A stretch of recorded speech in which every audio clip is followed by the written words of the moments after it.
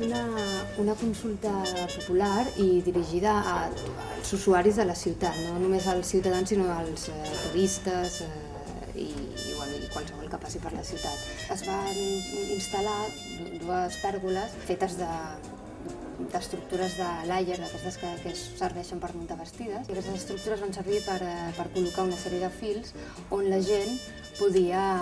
anar penjant les seves idees o les seves opinions.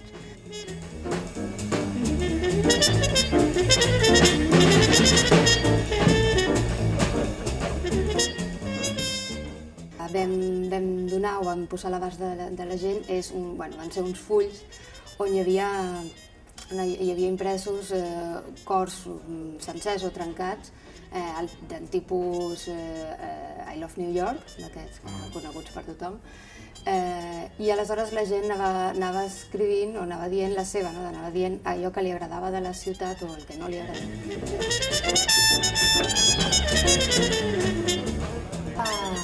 El més interessant va ser, jo crec, la sensació de que la gent té ganes d'expressar-se, de que la gent té ganes d'expressar-se i no ser jutjat per allò que diu, de poder dir lliurement allò que viu i que sent. La pregunta era sobre la ciutat, i qui millor per expressar allò que les mancances o les coses bones que té la ciutat que l'usuari. Aleshores, una mica van participar més de 2.000 persones de forma lliure que simplement passaven per la plaça i anaven dient. Encara que hi ha moltes parts positives de la ciutat, hi ha altres que no funcionen tant, i aquestes també van sorgir. Jo crec que el millor és que visiteu el blog on hi ha tot un recull d'aquestes respostes i que us donen una idea d'aquest èxit.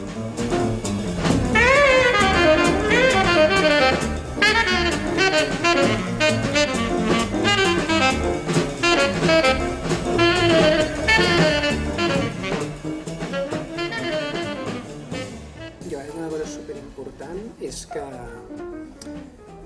era una pregunta molt oberta i gens condicionada i que a diferència de moltes consultes ciutadanes que s'han fet a Barcelona per part de l'administració, que ja són molt dirigides, aquesta era molt oberta i per tant la gent sentia com molt lliure. Nosaltres sempre hem pensat que els últims anys el col·lectiu d'arquitectes ha estat bastant allunyat de la societat en el sentit que suposo que hi havia molta feina, tothom estava molt enfocat a treballar, a projectar i a construir i l'única arquitectura que sortia més als mitjans era arquitectura absolutament icònica, al servei més del poder, segurament, que també feia que la societat se sentís més allunyada d'això.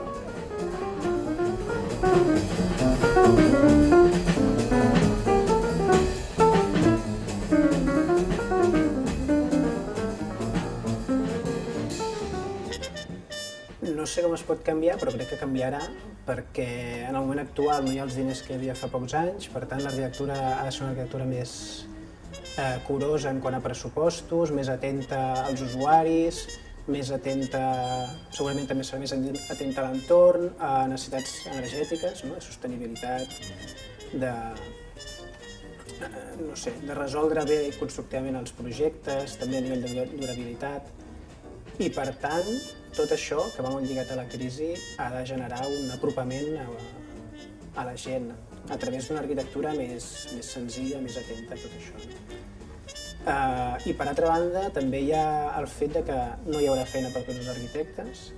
i per tant molts d'ells hauran de fer altres feines que segurament els implicaran estar també més a prop d'altra gent, més enllà dels clients o els clients potencials, diguem, d'un despatx. I per tant sí que hi haurà arquitectes com més integrats en altres esferes de treball, més a prop de la gent. El Col·legi d'Arquitectes, que en un moment donat havia com tallat tots els lligams que tenia més enllà del col·lectiu, és a dir, amb la gent, des del servei educatiu que havia tingut, l'Oficina d'Atenció al Ciutadà, el Departament de Relacions Internacionals, coses que lligaven amb l'exterior del col·lectiu i que les va suprimir, ara està com intentant recuperar tots aquests lligams, cosa que és una mostra que el mateix col·lectiu vol tornar-se a vincular amb la societat.